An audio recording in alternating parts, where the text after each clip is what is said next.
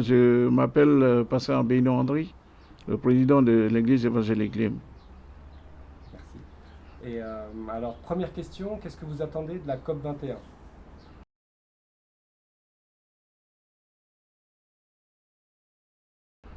Alors, la COP 21, d'après ce que j'ai compris, que c'est les grands, c'est les présidents de la République, c'est ceux qui dirigent, euh, on dit un peu plus haut que dans le monde. M'intéresse dans le sens que c'est eux qui décident. Alors, ils doivent s'intéresser à la vie des personnes qui vivent dans ce monde, surtout sur, on va dire, la nature.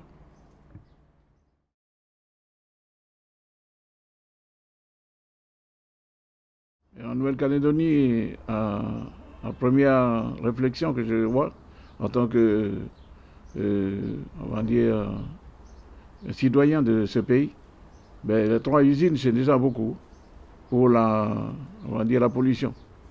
Ces usines doivent être nourries des minerais. Et des minerais, on creuse des montagnes. Je parle en connaissance de cause parce que je suis aussi un ouvrier de la Gélène. En creusant des montagnes, ben, les sources sont séchées. Et on voit que l'eau, il descend. Et l'eau, il est très important. On voit aussi que l'agriculture, on a besoin de l'eau. Mais c'est aussi cela qui vide aussi l'eau parce que pour nourrir les plantes. C'est aussi quelque chose qui est. Bon, aussi, ce qui doit changer aussi, c'est le comportement des personnes.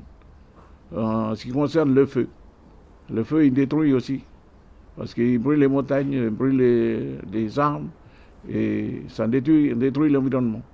Et c'est le comportement surtout qu'il faut changer. Nous voyons aussi des déchets où on jette partout sans réfléchir où il va ces déchets. Ces déchets, après avoir été transportés par des pluies par exemple, ils descendent des criques et ben, ils reçoivent la mer. Et tout cela, il détruit les mangroves. Parce que les mangroves, c'est là où vivent aussi on va dire des petits poissons. C'est là où il nous fournit aussi des gaz.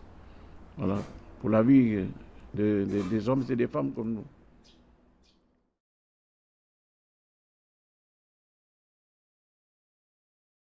Ben, on est prêt déjà à changer par nos comportements et on est prêt aussi à changer notre façon de voir les choses.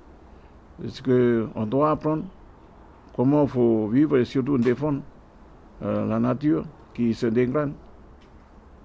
Changer aussi notre manière de faire les choses parce que aujourd'hui, dans une famille, il y a au moins 3 ou 4 voitures qui ne sont pas nécessairement utiles.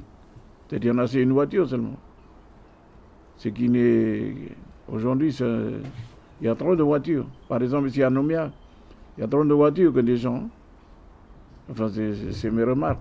On est prêt à changer aussi dans les éclairages de lumière, ou bien dans, on va dire, des services de gaz, tout ça. Parce que ça pollue aussi tout ça. Ok. Et surtout le comportement, surtout nos comportements. Ouais. Qu'on n'est pas le seul. On doit gérer une vie pour donner, surtout la vie pour la génération qui vient derrière nous. On ne doit pas polluer, on ne doit pas.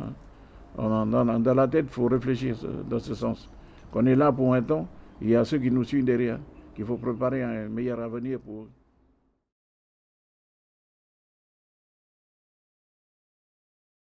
Là, je voudrais adresser un message à tous les Calédoniens que la vie de la Calédonie dépend de nous. C'est surtout notre comportement. Nous savons ce qui détruit et il ne faut pas détruire. Nous avons bénéficié d'un beau pays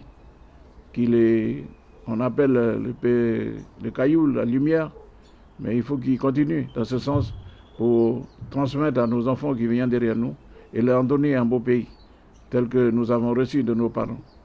Mais surtout que le Seigneur nous a donné un beau pays, la Nouvelle-Calédonie.